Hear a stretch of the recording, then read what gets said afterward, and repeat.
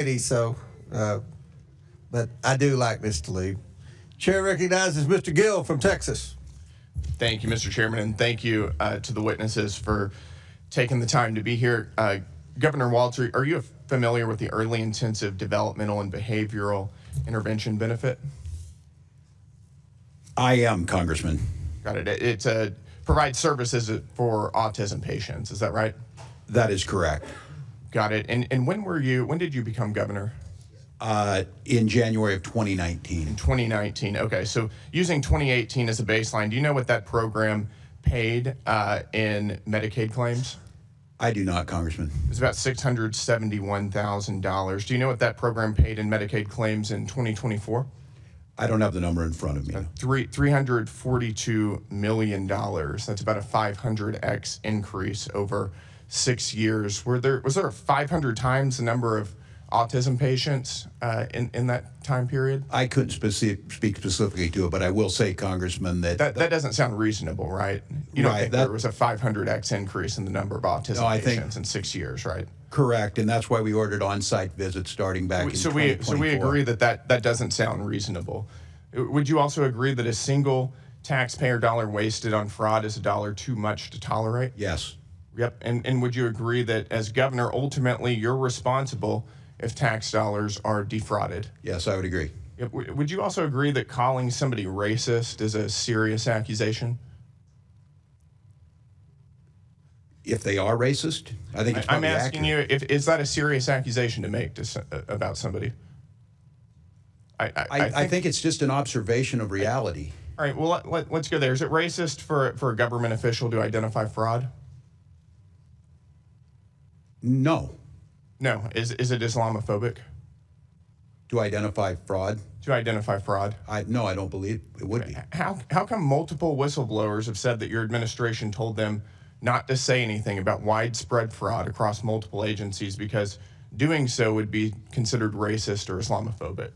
I can't speak to it because it's not anything I would say.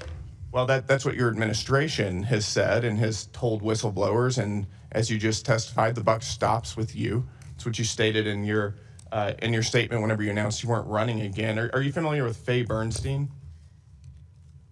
Yes, I'm familiar with the name. She's a Democrat, isn't she? I wouldn't know that. She stated publicly that she's a Democrat. She's only voted Democrat in her life. She's also stated publicly that she was retaliated against and called racist, and that her work responsibilities were diminished whenever she was highlighting fraud within your administration. Are you familiar with that? I couldn't speak to specific allegations. Why do you think she would say that? I can't speak for what you she have no would idea? think. I do not. You would agree that the tone in your administration comes from you ultimately, right? The tone is that. The tone of how you might deal with whistleblowers. Right, and we protect them. Wait, it doesn't sound like you're protecting them. We heard from Representative Kristen Robbins, quote, "We have dozens of credible whistleblower reports saying the exact same thing, that people were told not to say anything because they'd be called racist or Islamophobic or it would hurt the state." Do you think it's racist or Islamophobic to highlight and try to stop fraud? It is not, and I certainly It's not, but that was the message your administration was sending to multiple whistleblowers. I can't speak to that. You can't speak to that. You know, you don't want to speak to that, I think. I have over 40,000 be retaliated employees, against? Pardon me? Do you think whistleblowers should be retaliated against? Absolutely not. They have strong protections in Minnesota and lots of paths. And the paths go for the That's not OLA. what we're hearing from whistleblowers. Faye Bernstein, who, again, has stated that she's a Democrat, she's only ever voted Democrat, says that she was subjected to, quote, a smear campaign for trying to make leadership aware of illegal contracting practices. Why do you think that happened? I can't speak to that, Congressman, because we don't do it. You just don't. You don't know anything. I do know that we don't. We have strong whistleblower protections, and I can't speak. That's not what the whistleblowers are saying. According to another report, quote, "There's just a continuous effort to stifle you, to shut you up, and it's impossible to overcome." Your administration's response to whistleblowers has also been described as, quote, "nearly unbearable retaliation." We've heard claims that, quote, they've been denied vacations, promotions, and that it's hurt people's careers to speak out against fraud. Do you think that had something to do with the prevalence of fraud in your administration? I can't speak to it, but are you going to take responsibility for this? I supervise 40,000 employees. State agencies You have their own supervise HR. a lot of employees, and as you have said, the buck stops with you. And your administration has treated whistleblowers like absolute dirt, and that's a big reason why we've seen so much of our hard-earned tax dollars defrauded. Look, Congressman, I told you we have strong protections. We have an office of This committee has legislative spoken auditor. to nearly 30 whistleblowers, And they most came of which to are the- current employees in your administration who have intimate knowledge of what's been going on, who have all stated that they faced retaliation for calling out fraud. I can't speak to them what they felt. And time is up. I yield back. Recognizes Ms. Ansari. Mr. Chairman, it's outrageous that this is what we're choosing to spend our time on the Oversight Committee. At the first one, Fraud? yes, fraud, because Okay. let's talk about fraud. At the first one of these ridiculous series of hearings on Minnesota, I brought up the dozens of horrific ongoing corruption scandals in the Trump administration, but I know we're very scared of Donald Trump, so we won't be talking about those. But those are the things that we should be investigating on the Oversight Committee. Now we have another one. The Department of Justice was caught red-handed withholding explosive and credible FBI witness interviews of a woman who accused Donald Trump of sexually assaulting her when she was a minor. Shouldn't we hold a hearing on that? Shouldn't Pam Bondi be here, forced to testify why she is violating the law that Congress passed, the Epstein Files Transparency Act, nearly unanimously, along with this committee's subpoena? But since the Republican majority instead wants to have a conversation about Minnesota, then let's do that. The Trump-Epstein regime's deployment of thousands of ICE agents, Donald Trump's personal secret police force, is a fascist disgrace. These untrained agents terrorized the people of Minnesota, violated their rights, and even shot them dead in the streets. I want to remind us all about what happened to Alex Preddy, an intensive care nurse murdered by CBP agents while trying to protect a woman that the officers were assaulting. After his murder, Stephen Miller said Alex was, quote, a domestic terrorist who tried to assassinate federal law enforcement, a would-be assassin, and an assassin. Kristi Noem said Alex was, quote, committing an act of domestic terrorism. She said, I don't know any peaceful protester that shows up with a gun and ammunition rather than a sign. She accused Alex Preddy of brandishing a weapon, despite video evidence showing the gun never left its holster. Greg Bovino said, quote, this looks like a situation where an individual wanted to do maximum damage and massacre law enforcement. And Donald Trump said Alex was, quote, a gunman whose weapon was loaded with 2 additional full magazines and ready to go. He said Alex was an agitator and perhaps an insurrectionist, obviously projecting about himself. Dictators in other countries would literally be impressed at how brazen these lies and propaganda spread by the Trump regime and Kristi Noem are. So Governor Walz, I want to thank you and Attorney General Ellison for putting up with all of the lying and hypocrisy from the Republican majority. Governor, is the Trump administration attempting to block Minnesota state and local police from investigating the murders of Alex Preddy and Renee Nicole Good? I believe we're not getting any cooperation, and we were told we would not be part of that. Attorney General may know more. Yes, Congresswoman, we have been told that we would not have access to investigative file, which would include evidence that would be relevant to the investigation in both cases. And even there's one shooting incident that was non-fatal, and that one has also we've been frozen out in that as well. So 2 follow-up We had to go questions. to court to get the evidence preserved. Okay, Yeah. and 2 follow-up questions, and whichever one of you wants to answer. Why do you think that might be the case, and is this out of the ordinary? It is wildly out of the ordinary. I can tell you that our local FBI, ATF, even before Operation Metro Surge, you heard about ICE matters, but you didn't hear about it nearly as much as we do now. This is an extraordinary departure from what we know. And we routinely work with federal partners, and we never had problems until now like this. I would just speculate that they need to take accountability for it, and I think they understood what the world saw, that this was improper, and it needs to have justice for these families, and it doesn't appear. I hope those questions are being asked of Secretary Noem today. And Governor Walz and Attorney General Ellison, are you committed to getting to the truth about the murders of Alex Preddy and Renee Good? Absolutely, yes. Yes, I pledge to their families we do that. Thank you. We need to hold this administration accountable for these murders, starting by impeaching Kristi Noem for gross misconduct, lying to Congress, and failure to uphold the laws and the Constitution. I yield back. Chair recognizes Mr. Grothman from Wisconsin. Thank you. We'll go for Governor Walz again.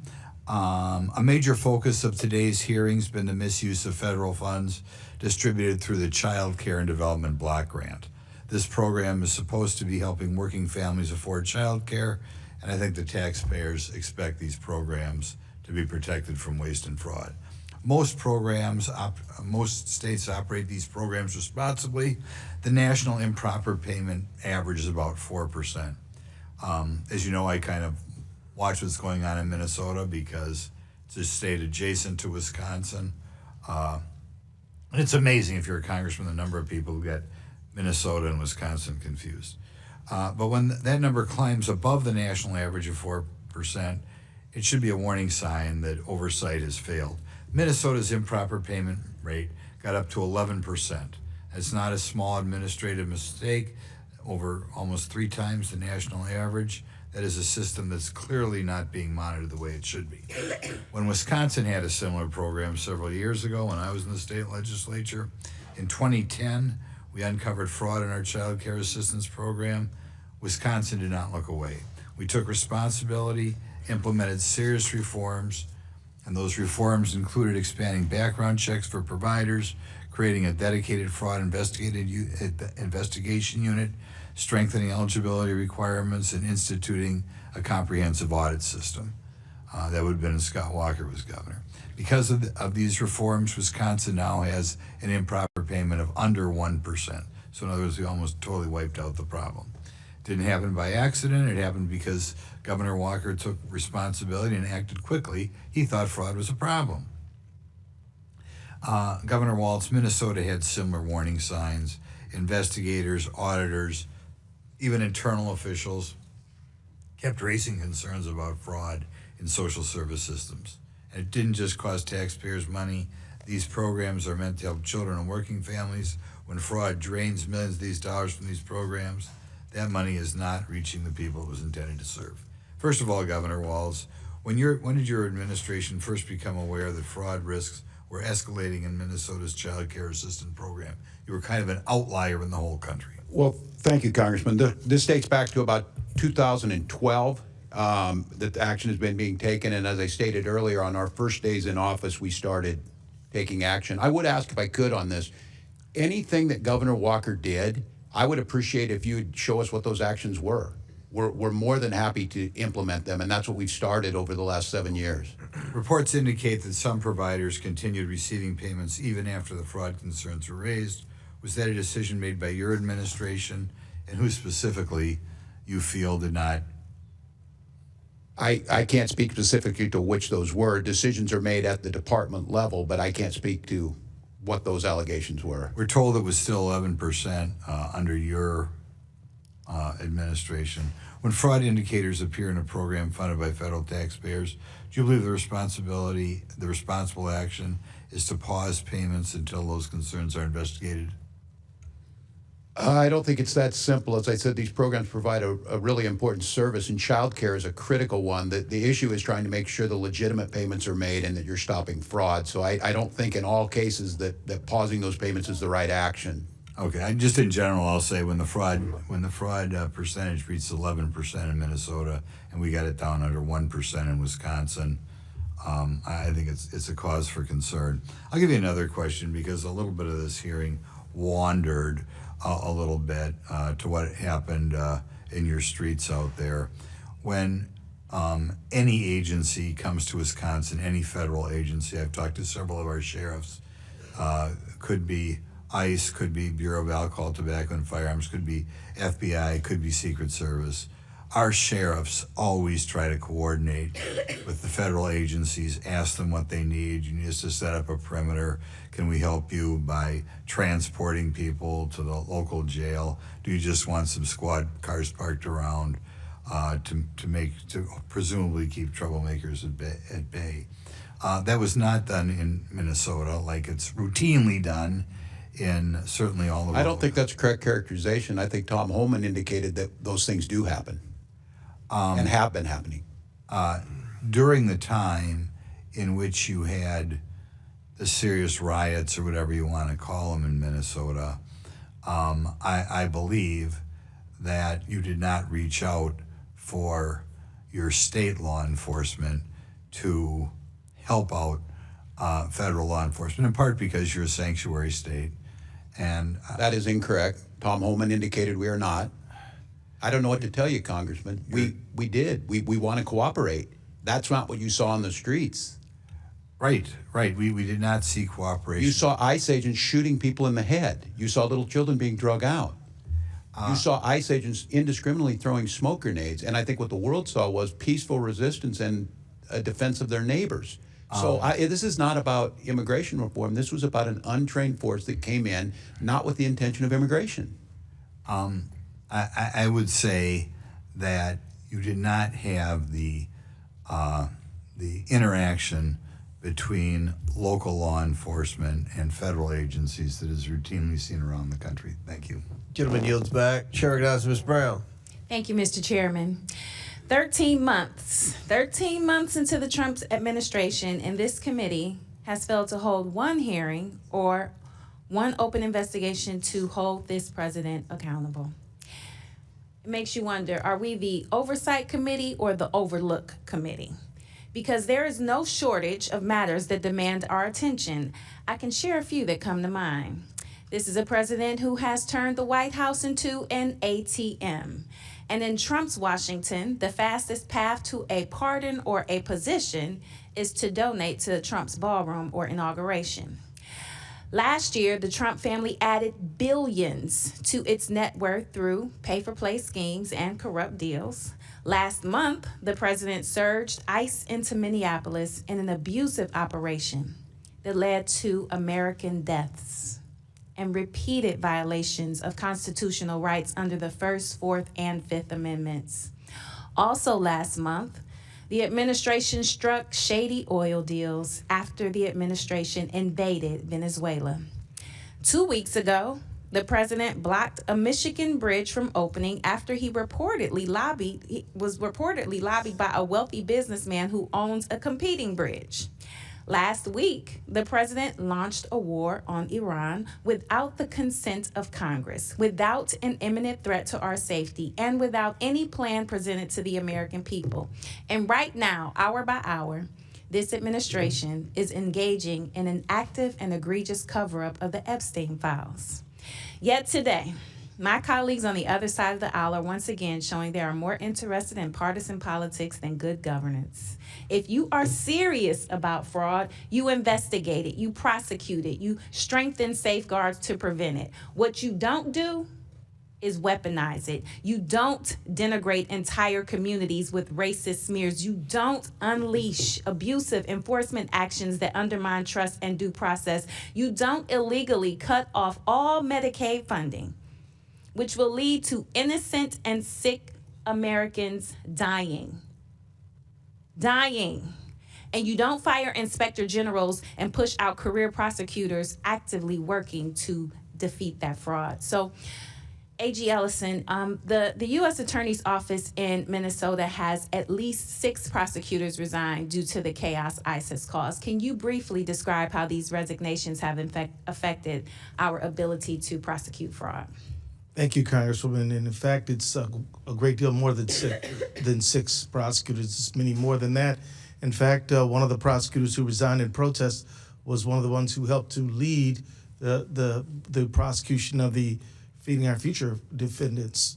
57 have been convicted. So the loss of those people is dramatically harming our effort to prosecute fraud, because in Minnesota, we have 87 county attorneys. The AG does Medicaid fraud, and the federal government prosecutes fraud that is germane in its jurisdiction. It operates as a web together. So it's not like the feds are doing it and nobody else is. They're doing the ones they're supposed to do. We're doing the ones we're supposed to do, and the counties are doing the ones they're supposed to do. If you take the feds out, that leaves an enormous gap, and it means, and criminals are shrewd. I mean, the reality is that fraudsters are pretty smart, and some of them are clever and know that if there's no federal, the prosecutors' numbers are depleted, you're going to see worse behavior. And I do fear that, which is one of the reasons why we need to pass stronger legislation in Minnesota to help my office prosecute Medicaid fraud. Thank you. And there's deeper hypocrisy here. Donald Trump was found guilty by a jury of his peers on 34 felony counts of fraud. He has pardoned a businessman convicted of defrauding a Native American tribe to the tune of $60 million. He has pardoned a Florida CEO convicted of running $1.3 billion Medicare and Medicaid fraud scheme. He has pardoned a nursing home executive who pleaded guilty to a $38 million tax scheme. I could go on and on. In fact, over half of the president's pardons have been for wire fraud, securities fraud, tax fraud, bank fraud, and healthcare fraud. And several of these pardons have come after massive political contributions to the president. In many cases, these pardons meant victims will never see a dime of restitution. House Judiciary Committee Democrats estimate the pardons for fraud-related crimes could deprive victims of more than $1 billion owed to them and American taxpayers. So this president is pardoning his wealthy donors and taking money out of the pockets of hardworking Americans. He is handing out get-out-of-jail-free cards to fraudsters while shamelessly using fraud as a pretext to go after perceived political enemies.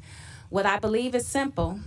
Whether you are a president, a billionaire, or a regular American who has committed fraud, you should be held accountable. And with that, I yield back. Gentlelady yields back. Chair recognizes Mr. Palmer from Alabama.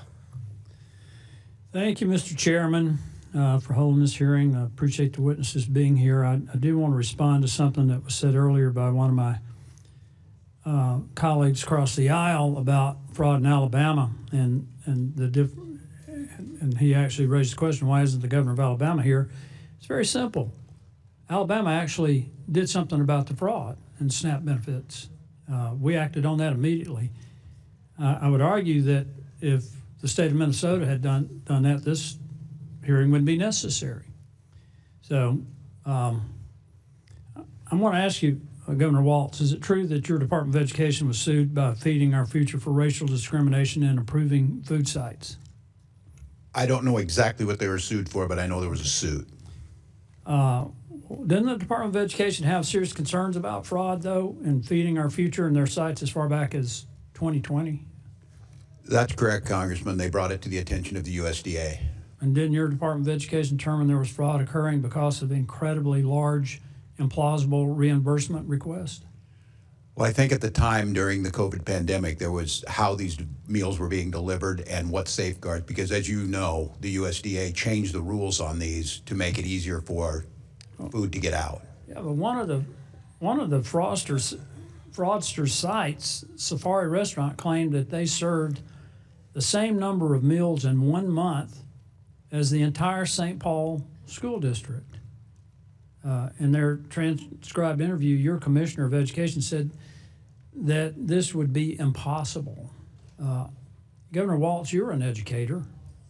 Is it plausible for a single restaurant whose owner has already been convicted and is in jail for fraud was actually serving that number of meals? I think that's why he went to prison, if I'm not mistaken. But the question would be, why didn't the state of Minnesota? Wasn't that a federal conviction? It was turned over by the state. It was the state that found it. It was the folks at the Department of Education turned it over with our federal partners. They prosecuted them. Well, when we had the hearing with the state legislators, I mean, without exception, they all testified that that they were bringing this to the attention of the state, and the state wasn't doing anything about it. Those legislators run the committee, Oversight Committee. They never held a single hearing until just very recently, and the chairwoman of that committee is running for governor, so I can't speak to why, but I can tell you that we certainly But you try can't to address. politicize this, something that was reported years ago. I mean, you could argue that she anticipated that you would resign or retire or however you want to characterize it, but I doubt that was the case. I think I want to be as respectful as I can be, and you know, we've served together. I'm not one of these guys that's trying to score political points. I try to solve problems, but I don't think we can have a transference here of intention for one legislator that you say is running for governor when these issues were raised years ago. And prosecuted years ago. Well, not all of them, because the fraud continued, and it's run into the billions of dollars now. I mean, the two people that were convicted in federal court, that was $250 million. But we now know that this has gone into the billions, and the question, and I again, Congressman, can you tell me where the evidence is on the $9 billion? Because we're doing what we can. I mean, all the local press and all the folks in Minnesota are saying that's not the case. We certainly, you know, if every dollar you put out there, if you say it could be fraud, but there's no evidence to that. And the problem with that is, and this story came out last week, people in the U.S. Attorney's Office said when you're putting out these numbers that aren't true, it undermines our ability to tackle the actual fraud. I didn't say $9 billion. I said that I think it's run into the billions, and that's not just in Minnesota. We've had, during COVID, the fraud was massive throughout the country, Yes. particularly in the payroll protection plan and the enhanced unemployment. I think it begs the question, Mr. Chairman, of why we haven't been more aggressive in going after this all over the country. The fraud that was mentioned by my colleague was SNAP benefits, and that's in California, his own state. It's $180 million, but to California's credit, they're doing something about it. So that's the issue here. I'm not interested in scoring political points. I'm trying to stop the fraud. I appreciate that, Congressman. Congressman. To get to a place where the public at the state and federal, in terms of state and federal spending, has confidence that we're properly managing the money, and wherever fraud occurs, that we're aggressively pursuing it. I think that's the question that's been raised about how your administration handled this. Mr. Chairman, I yield back. If I just say, that's fair enough, Congressman. I think that spirit is what we're trying to get at. I do think it's nationwide. I think we should share information. I think we're being as aggressive as possible, but fair enough. Mr. Chairman, I'd like to seek recognition for a unanimous consent request. I ask unanimous consent to enter into the record a June 17, 2025 memorandum from the House Judiciary Committee Democrats titled House Judiciary Committee Democrats Memorandum regarding President Trump's pardons cheat victims out of an astounding $1.3 billion in restitution and fines, allowing fraudsters, tax evaders, drug traffickers, and keep ill-gotten gains, which estimates that Trump's reckless pardons robbed victims and let perpetrators walk away without paying $1.3 million in restitution. Without objection to order. Chair recognizes Ms. Stansberry from New Mexico. Good morning. Good afternoon, as it is. Mr. Chairman, thank you for having this hearing. I know it's been a long morning for everyone here as witnesses today, and it's been a long several months for the people of Minnesota. We thank you for your service. Now, let me just start by saying at the beginning of my comments here what I said at the beginning of the last hearing that we had on this exact same subject, which is that we must unequivocally root out waste, fraud, and abuse and prosecute any crimes, wherever they happen, whether those crimes are happening in social service programs at the state level, or whether we have an out-of-control president and administration that is committing crimes, waste, fraud, and abuse inside the White House and within our federal agencies, including deploying thousands of armed agents into our communities, using per diems that are costing millions of taxpayer dollars every day to terrorize our communities, to violate their civil rights, to violate due process rights, and that have resulted in the murder of 2 U.S. citizens. And so my question is, why are we not conducting oversight over that? 2 U.S. citizens that have been murdered by the federal government. Renee Good, a Minneapolis mom, murdered. Alex Preddy, a Minneapolis VA nurse, murdered. Nurul Amin Shal Alam, a partially blind refugee in Buffalo, New York, dead after being left in a parking lot by DHS without even a pair of shoes on. The kidnapping of children like Liam Ramos, and an administration that has launched an unauthorized war in the Middle East with 6 service members dead and over 160 school children and their teachers dead and buried yesterday. Never in my life have I seen a greater disregard for the Constitution, for the rule of law, for the carelessness for human life and basic human dignity and senseless cruelty than I have seen in this administration, whether that is at home or abroad, and they can't answer the most basic questions about why. And meanwhile, people who should be investigating these crimes are partying and drinking on taxpayer dollars. We've got the U.S. DOJ AG refusing to release the Epstein files or even acknowledge their basic human dignity.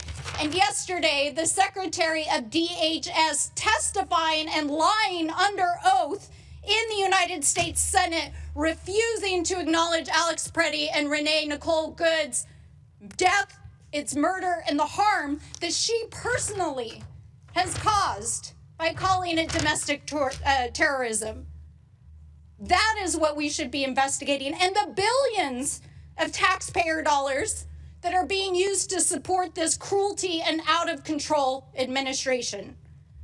Now, I know it's been a long day, and Mr. Ellison, I know you have had a long day especially. I want to say thank you for your service, Governor. You have inspired the nation by helping to organize, along with the faith community, our communities in resistance, in strength. And I agree with you, Reverend, that silence is complicity. And that is why we have to speak. And so, Mr. Ellison, I just want to ask you one question. What do you think Congress should be investigating? What should we be investigating here today? Congresswoman, I'd be very grateful if the committee really dug into the use of force policy at ICE. I think it needs greater training. I think it needs clearly better guidelines. I think there needs to be a policy of cooperation between state and federal investigators in the FBI. And I think there should be a general policy that leaders not make statements about blame or guilt, immediately after the tragedy. And they should try to wait and figure out what actually happened before they make those kind of statements that you identified. Thank you, AG. And I'll just say this, I've heard a lot of political theater here today. I think it's disgraceful. Our job as the Oversight Committee, our job is to oversee the administration and the agencies that it executes on, and we are failing the American people, and this administration is failing the world. With that, I yield back. Gentlelady yields back. I might add that it's my understanding the Homeland Security Committee is investigating the 2 deaths in Minnesota. Chair now recognizes Mr. Fallon from Texas. Thank you, Mr. Chairman. Governor Walz, do you believe the 70,000-strong Somali community as a whole has made a positive impact on your state? I do. So you'd be the opinion, fair to say, that the Somali community has successfully assimilated and is making Minnesota better? Yeah, I believe they're on that path, okay. Yes. I'm just curious by what metric you'd come to that conclusion. I just looked at some hard data. And do you have any idea what percentage of the native-born Minnesotans, all races, live in poverty in your state right now? I don't have specifically. I'll share it with you. It's 8%. For the Somali community, it's 52%. How about receiving food stamps? I don't know. All right, I'll run it down with you. It's 7%, and then compared to 54% in the Somali community, and then don't have at least a high school diploma for all Minnesotans. It's 5%. Somali community, it's 39%. One family member at least on Medicaid, it's 18% for Minnesota, 73% for the Somali community, and receiving welfare of some form, it's 21%. and that's 81% for the Somali community. Governor, do you happen to know what the percentage is of all those who have currently been charged in this staggering social services fraud scheme were native-born Minnesotans? What percentage? I do not have that. I think it was 85 out of 98, which comes out to 13% Minnesotan and 87% Somali Minnesotan. So I think this is an instance perhaps of where woke gets slapped by data. Governor, there's been billions stolen over 7+ years right under your nose, and really there's only two explanations. It's either you were in on it or you weren't smart enough to see it. It's either criminal negligence or wild incompetence. And the only way this kind of fraud can reach this scale is if there's people in power that are colluding and collaborating and willfully blinding themselves to the realities around them. And in oversight, when we do investigations, it's rare for us to have whistleblowers because they face retribution and punishment and resentment, and they can be ostracized, and it's difficult and it's uncomfortable, and sometimes it's even dangerous. So when we have when we're having an investigation and we have even a couple of whistleblowers, it's very valuable to us because they provide invaluable insight. Do you have any idea how many whistleblowers are working from Minnesota are working with the Oversight Committee? I do not. We have our own strong protections in the OLA, the independent. Well, it's 30. I mean, I haven't seen that in 5+ years in Congress, 30. Governor, on September 16th, 2025, did you announce your re-election bid? Pardon me? On September 16th, last year, did you I don't announce know the it? exact date. In September, roughly the fall last year, did you announce you're running for governor again? Yeah. I believe that's correct. Okay. And then I think you said in your quote here, we've made historic progress, but we're not done yet. And then just 3.5 months later, on January 5th, you dropped out. I got to ask you why. I mean, were you tired of making historic progress? No, Congressman, I think I've done the job for 2 terms, and I said talking with my family, and I said I want to focus on doing the job, not running. Didn't have anything to do with this epic, historic, awful fraud? It has everything to do with trying to do the job right for Minnesota. The facts are your leadership and really your lack of leadership has been responsible for one of the largest ripoffs of the American taxpayer in our history. And you traded, I believe, political expediency, the currency of political expediency, for your integrity. And, you know, Mr. Chairman, I don't know if you know this, but it's been widely reported that in 2008, when Barack Obama was choosing his vice presidential candidate, he had 3 criteria. He wanted to make sure he picked somebody that wasn't as smart as him and had less talent and charisma and couldn't possibly outshine him, so he picked Joe Biden. And then Joe Biden in 2020 used the exact same criteria. He wanted to make sure he picked somebody who wasn't as smart as him, had less talent and charisma, and wouldn't outshine him, and he picked Kamala Harris. And then in 2024, Governor, I think it's very evident why Kamala Harris picked you. The talent pool, Mr. Chairman, hey, Mr. Chairman, the talent pool isn't just shallow. Brother, we have hit the shore, and I yield back. Gentleman yields back. Chair recognizes Mr. Superman. Thank you, Mr. Chair. So I have some concerns about not just the tactics of ICE in Minnesota and everywhere. I have concerns about the fact that Renee Good and Alex Preddy were killed, and there has been no real investigation by federal law enforcement and federal authorities. And so I would ask Attorney General Ellison, do you know if the FBI is actually investigating what happened? Thank you for the question, Congressman. To the information we have is that there was an affirmative statement by Deputy AG Todd Blanche that they were not investigating the Renee Good matter. On the Alex Preddy, we received information that was similar and that there might be an investigation, but that the state would be excluded. So in the first one, they're not doing an investigation and we can't have the information. And the second one, they might be doing an investigation and the state cannot be part of it. And I know this is asking for your opinion, but why do you think they would want to exclude the state in the Alex Preddy investigation? Well, I don't want to speculate as to what somebody's motives might be, but I can just tell you this. It is a sharp departure from the norm. Normally, we investigate these things jointly, and when somebody doesn't want another investigator there, sometimes you might wonder if there's something that they don't want to come out. And it's my understanding that the federal government is better positioned to do such an investigation and to be able to prosecute such crimes because there might be federal immunity. My understanding, federal agents are typically immune from state prosecution if their actions were directly tied to official duties. What is your understanding of that? So my understanding starts with the Supremacy Clause in the U.S. Constitution, and then there's a line of cases. The first one is something called In Re Nagel, and then there's a number of cases after that.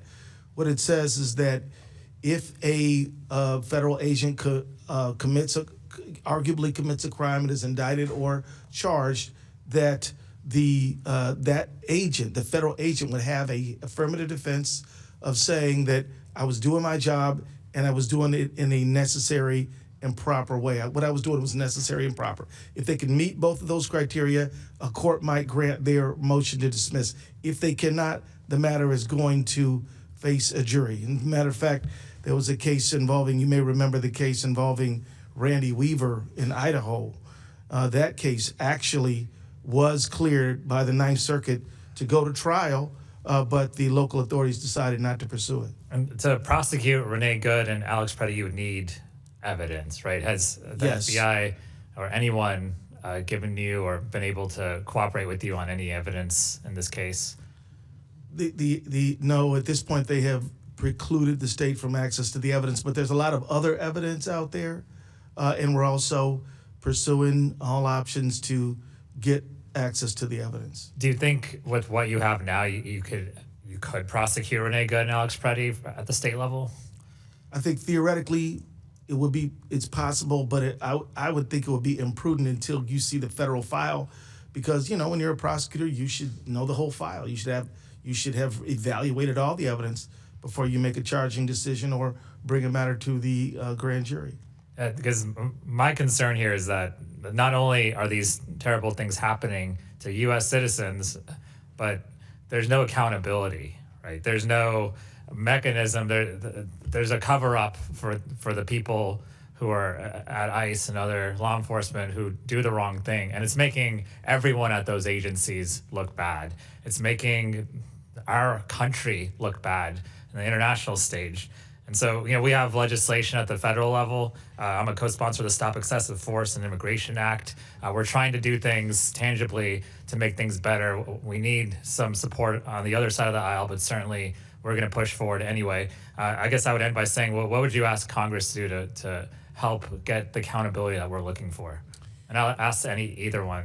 I think that for anyone, Republican or Democrat, hoping to get public trust restored to immigration agents, there must be clear protocols regarding recruitment, training, and protocols on the use of force. There must be an investigation. States must be involved, and there's more to be discussed. Governor Walz, you have 5 seconds. I would agree with the Attorney General that it's about restoring faith, that people don't trust what they're doing, and we need them to be able to do their job. Thank you. I yield back. Gentleman yields back. I'll now recognize Mr. Burleson from Missouri and then Mr. Timmons from South Carolina. Thank you, Mr. Chairman. Governor Walz, we already know that the Minnesota Medical Assistance gives taxpayer dollars to people that are not here legally, illegal aliens, and we know that in large part your sanctuary city policies or sanctuary state policies have exacerbated the fraud that we are seeing in Minnesota. We know that just from conservative estimates alone, that during the Biden administration, we had an estimated 15 million people come here illegally. Within your state alone, the estimates from the Migration Institute and Pew Research is that it's at least 130,000 people that are here illegally. And we know that $250 million was stolen for the Feeding Our Futures program. Are you familiar with the fact that those working for the program and individuals later convicted of fraudulent crimes met with Mr. Ellison in the what has been talked about, the recorded conversation? I believe the Attorney General just testified to that, yes. It was a 54-minute conversation, and in it, the conversation was recorded and as an audio file secured by, there was a request to get that information. He can clearly be heard pledging his support to individuals who would soon become his family's campaign donors and later feeding our future criminal defendants. The ask occurs around minute 43:30. Specifically, the request for him is in the AG's statutory role as the attorney for state agencies to intervene on behalf of these frauds. And at 44:26, Mr. Ellison assures the fraudsters, quote unquote, "Of course, I'm here to help." And at 45-minute mark, he says, quote unquote, "Let's go fight these people." These people meaning the agencies that were looking into the fraud. Have you listened to this audio? Today was the first time I've heard it. I'm familiar with it, and I don't know if I can validate that characterization. If this is true, do you have concerns? I'm not going to speculate on like I said, I can't characterize what it was. Certainly, you've heard the allegations that Mr. Ellison was working with individuals and that people were trying to reach out to him to try to avoid any kind of prosecution. I don't know if I would characterize it like that. I couldn't do that. How would you characterize it? I don't know. I wasn't there. I just heard the clip you had. How much fraudulent money has been recovered? Oh, I don't have the number in front of me, but I've heard the highest number is 80 million. I mean, that could be. I can't verify that. So it's reported that it's at most it's $80 million, and as we know, the amount that has been attributed to fraud in Minnesota alone is estimated. I think on the low end, the conservative side is $9 billion. I think the Trump administration says $19 billion. Congressman, I don't see anything to show that, but what I've acknowledged is $1 too much. I think the local people and the folks who are taking count of this show it just at about $271 million. Do you think the effort to return the money has been successful? I can't speak to that. I don't have any part in that. I think that returning 80 million out of let's say, assume it's just 9 billion, which would be 0.08%, less than 1% of the money has been gotten. Congressman, no one's saying the $9 billion other than a potential for that, and that would mean every dollar that's out there. And I think that was characterized last week by the U.S. Attorney's Office as saying that caused problems because there's no evidence to back that up. But I want to be clear. That doesn't make it any better. I just want to be clear. I hear you on the $300 million. There's more work. Would you agree there's more work to do? If you're at 1% or less than 1%, there's more work to do. I think if it's 99%, there's more work to do. Last week you stated to the press that you have fired people who weren't doing their jobs. Is that correct? What I stated is that people have been put into new positions, that we removed people from positions. So you did not fire anyone? People stepped away. Shuffled the decks on the Titanic. I think they left. They left state government. Okay. All right. Thank you, Mr. Chairman. I yield back. Tilden yields back. Chair recognizes Mr. Timmons and then McGuire. Thank you, Mr. Chairman, and thank you to the witnesses for being here today. Governor Walz, under your leadership, Minnesota has become the poster boy of fraud in America. Between the Feeding Our Future scheme and massive widespread fraud in autism and child care programs, your tenure will be defined by immense negligence, costing taxpayers at least hundreds of millions, if not billions of dollars. In 2019, in the first months of your administration, your legislative auditor found serious weaknesses in the child care assistance program, including inadequate attendance verification, repeat bad actors cycling through the system, weak enforcement, and employees who feared retaliation for raising concerns. Those warnings were specific, they were actionable, and they were documented. And you were already in office at this time. If, as you say, the buck stops with you, Governor, it's unclear when the buck actually stopped. In your written testimony, you listed multiple actions you have taken to curb fraud, yet clearly they were insufficient. As Minnesota ended up with 14 Medicaid programs deemed high risk, representing over $18 billion in spending. The buck didn't stop when whistleblowers were silenced years ago. It only stopped when you realized the fraudsters were drawing attention from people that you couldn't intimidate into silence. Fraud of this magnitude does not happen overnight. It builds slowly, and it's the result of institutional failures and poor leadership. So, Governor, my question is simple. If the buck stopped with you, as you said, Who failed between 2019 and 2022, and why were they not held accountable? Who failed in what, Congressman? This fraud has been growing until recently, and you have been governor for many years. No, well, thank you for the question, Congressman. And I would disagree with your characterization, obviously. And the legislative auditor, I don't know what the time period they investigated. Those are usually come months after they did it. We took office in January of 2019 and immediately started acting on what the OLA, the Office of Legislative Auditor, independent branch, started asking us to do, where we started changing the programs. That's not what the record reflects. The record reflects that there were all of these whistleblowers and they were being intimidated because alleged racism was the motivation behind the degree of enforcement. Congressman, I've never got a chance to speak to these folks. What I will say is that, and my time in Congress proved that, I strongest whistleblower protections we can possibly have. We have plenty of opportunities. We're not talking to every other state. We're talking to Minnesota because of the rampant fraud.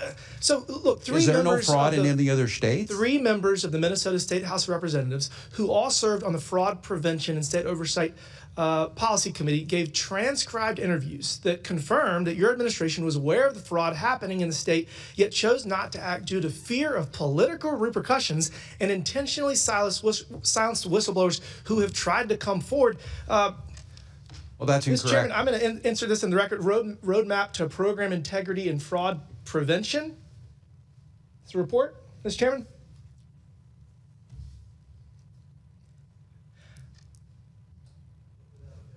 Thank you, Mr. Chairman. This report relays that several current and former Department of Human Services employees have described messaging from DHS leadership that emphasize compassion over compliance. So the former leaders have said that DHS should be guided by 70% compassion and 30% compliance. And then in 2023 DHS public presentation, leadership encouraged employees to embrace a 60-40 mindset. Again, that's 60% compassion and 40% compliance. I want to have as much compassion for people that need social safety nets. Like, I want to have 100% compassion, but we also have to have 100% compliance. Agreed. Or work as hard as we can to get there. And as you sit here today, and after acknowledging how widespread and pervasive fraud is in Minnesota, how should your state employees prioritize program compliance? What is your message to people now relative to this compassion compliance ratio? Well, I think I agree with you on this, Congressman. I don't think it's an either or choice. We need to make sure we're not going to stop these programs. We're not going to stop being the top state for children in the country. But we need to make sure if we're going to continue those programs that we need to have fraud prevention and program integrity in. So I agree with you. It's not an either or and it's not a percentage. In order to give the benefits to the people that need them most, we have to be good stewards of tax dollars. That's right. And for every dollar that is stolen through waste, fraud, and abuse, that is a dollar that cannot go to people that need it most. So we need to prioritize compliance, make sure that we have the least amount of fraud possible. And with that, Mr. Chairman, I yield back. Thank you. I agree, Congressman. Gentleman yields back. Next is Mr. McGuire from Virginia, then Ms. Luna. Thank you, Mr. Chairman. Good afternoon to our witnesses. Governor Walz and Attorney General Ellison, what year were you made aware of rampant fraud in your state? Well, Congressman, I think the committee has spoken to nearly 30 whistleblowers, most of which are current employees in your administration. Based on these transcribed interviews, you were both made aware of the rampant fraud in your state around 2019-2020. Did they make Governor Walz, do you know who Janelle Sky Hansen is? I do not. I was going to ask you, Mr. Chairman, I seek unanimous consent to enter into the record article from CARE 11 titled CARE 11 Investigates Evicted Homeless Paying the Price for Minnesota's Fraud Crisis. Without objection, so ordered. Thank you, Mr. Chairman. Governor Walz, Janelle Hansen, who goes by the name Sky, has autism. In June 2025, Sky, who was living in an apartment paid for by Integrated Community Supports, was evicted by police because her caregivers, American Home Health Care, LLC, who were subletting her apartment, stopped paying their rent. This provider claimed to provide this woman with 12 hours of daily individual services and billed ICS on an average of nearly $12,000 a month when she only interacted with them 2 hours per day. Because of this fraud, the woman has been homeless for 8 months. In fact, while Sky is homeless, the owner of American Home Health Care, LLC, lives in a high-end Maple Grove home, which has an indoor basketball court. State Medicaid billing data shows since 2022, American Home Health Care has been paid more than $2.2 million in public funds. That is $2.2 million that was taken fraudulently from the taxpayers to pay for a man to live in a lavish home while people like Sky are left to live on the street. Governor Walz, this is despicable. You have a duty to serve the Minnesotans. You failed, and you failed to protect these individuals like Sky who needed it the most. I've had constituents tell me that after seeing all the fraud that has come to light in your state, that they aren't sure if they're paying taxes or if they are paying criminals. Governor Walz, Attorney General Ellison, yes or no, does your administration take whistleblower reports seriously? Yes or no? Yes. Governor Walz and Attorney General Ellison, yes or no, do you believe that when faced with a whistleblower, the correct course of action is to retaliate against them and suppress their concerns? No, of course not. It's illegal to do so. Governor Walz, yes or no, are you aware of any instances of employees in Minnesota's Department of Human Services being threatened and intimidated with military surveillance to ensure they stay quiet about fraud? I am not. This is a picture of an email from Emmanuel Nwala at the DHS manager who has since been promoted to the leadership role.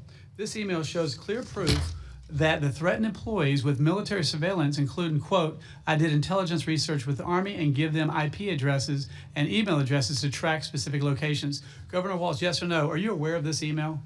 I am not. Governor Walz, Mr. Nwala, stated in the email that he was asked by upper leadership to hold off as they are doing their own thing on it. What did that mean? What did they mean by that? I couldn't say. I'm unfamiliar with Was it. upper leadership doing their own military surveillance on whistleblowers to intimidate employees and to stay quiet about rampant fraud? I do not believe they would. Moving on, Governor Walz, yes or no, do you agree that it would be intimidation to confront a whistleblower with photographs of their car, their house, and monitor their phone and computer and ask which schools their children go to? Yes. Governor Walz, yes or no, did the DHS investigators direct you to participate in these intimidation attacks against whistleblowers? Could you restate the question, Congressman? Were you directed to intimidate these whistleblowers? Of course not, no. Governor Walz, who is Shireen Gandhi? She is the current commissioner of the department. In her transcribed interview, Ms. Gandhi confirmed that DHS used outside entities to investigate DHS staff. Governor Walz, I think it's clear to the American people that your administration didn't take whistleblowers seriously and even further cultivated an environment of fear to intimidate employees from going public with the truth about the rampant fraud in your state and under your failed leadership. Governor Walz and Attorney General Ellison, your incompetence and inaction to stop pervasive fraud when you were first alerted was not only defrauded taxpayers of $9 billion, but you have also failed to protect those who truly needed these services, such as Sky. Because of your failed leadership, that woman was evicted from her apartment and homeless on the street for 8 months. Leadership matters. And Governor, you abandoned your troops before deployment. Right before they deployed, you told your law enforcement not to cooperate with federal agents, which led to a lot of the problems in your state that you don't see happening around the country. And you abandoned Minnesota by allowing this fraud to continue. And so I understand I'm so glad that you have decided not to Congressman, that's untrue. for re-election as governor. With that, I yield back. Congressman, did you do 24 years in the military? Because I did. Was that not long enough for you?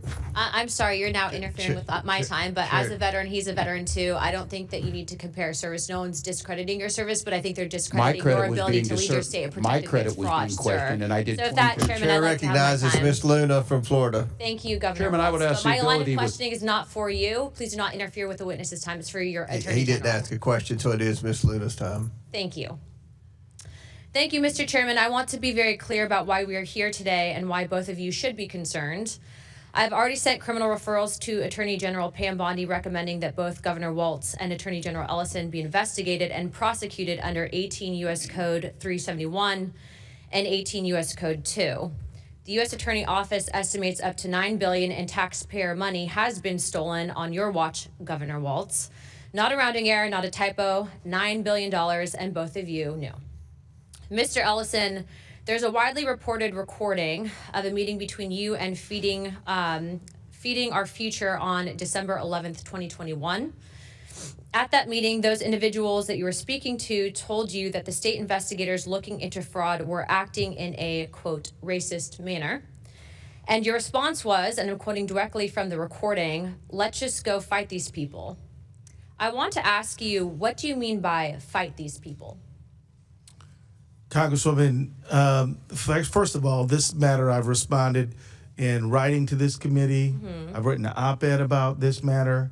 I have gone through several committees, one in the state, one in the Fed, one in the Senate, now here today, and it's very clear that these people were clearly liars. They were lying to me. They lied to judges. They lied to the state agencies. They were fraudsters. Everyone agrees that they are fraudsters.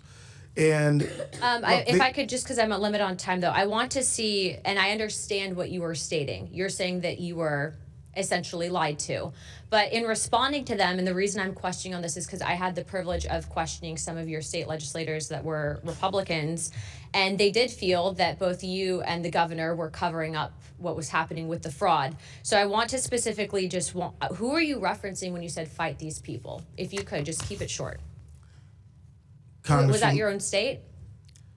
Congresswoman, these people represented themselves to be business people who were having difficulty with the bureaucracy. Okay. They contacted me and they wanted to know what, can you possibly help us? What I did is investigate their claims and then work with the federal authorities to see 57 of them convicted of crimes, and about, I think, more than 80 now indicted. So these people presented themselves as someone needing help and honest business people. They were not what they claimed to be, and we helped them get convicted as they well should be. Thank you for clarifying. But just to be clear, it would be the bureaucracy, would you say, within your own state? Is that you were saying fight these people as in the bureaucracy within your own state, correct? Congresswoman, I was in Congress for 12 years. Thank you for serving. I did Congress. constituent services all the time. So I'm not going to get anywhere on this question. That brings me to my next thing. Do you believe that it is racist to investigate someone of fraud because they are of Somalian descent? Yes or no? Ma'am, I believe that anybody who commits fraud of any background should be investigated and held accountable. Okay, well, I would actually agree with you on that one, so thank you for clarifying. But to be clear, those individuals that you told the Department of Human Services were basically, it was racist, and if you were looking into it for fraud. You took that meeting, you made that promise, and then it turns out that the billions of dollars in fraud continued.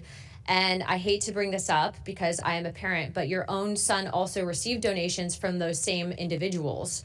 Imam Omar, the man that you invited you and is listed a partial owner of an entity that was used to launder over $40 million in Feeding Our Future funds. I would say that you did mislead the public. Whether or not you at the time realized what they were up to, the fact is that you were then presented with the evidence, and it does feel, and according to your own state legislators, that you did not take that seriously enough. In my opinion, if you have that... I would disagree, ma'am. I'm telling you what my opinion is. I don't believe that that was a question, but I do believe, based on the recording, based on the fact that you were personally tied to it, and based on the fact that your family then had ties to it as well, seems a little sus. Aside from that, though, you're telling the American people, essentially, that maybe you didn't know about it, when dozens of your own employees were afraid as being labeled as racist or Islamophobic if they stayed silent. And so I just want to be clear about something. You've stated and you agree that anyone should be investigated based on, regardless of their background. But the fact is that your own employees came forward and were actually afraid of actually looking into that fraud because they did not want to be labeled as Islamophobic or as maybe xenophobic. So you dismiss this, as President Trump said, as politicizing the issue, when $9 billion is not a political talking point. It's an embarrassment. The American people see what's going on, and this is fraud. I would say, and I would also advise the Attorney General to look into our criminal referrals. I do not believe that you guys could say that you didn't know what was happening, because frankly, even if, let's say, giving you the benefit of the doubt, you might not have known, you guys still chose to turn a blind eye to it. Thank you, Chairman. I yield my time. Gentlelady yields back, and before I recognize Mr. Langworthy, our last questioner, I want to say Congressman Jack is on the Rules Committee, and everyone knows that they put in long hours. He's actually managing the floor. If he doesn't make it back in time after Mr. Langworthy, I want to put into the record, Representative Jack is leading debate on the floor, but will submit his questions for the record. So with that, I recognize Mr. Langworthy from New York. Thank you very much, Mr. Chairman. Governor, you have served as governor of the state of Minnesota for nearly 7 years. Why did it take you until 2023 to launch an investigation under an inspector general into this massive fraud that's been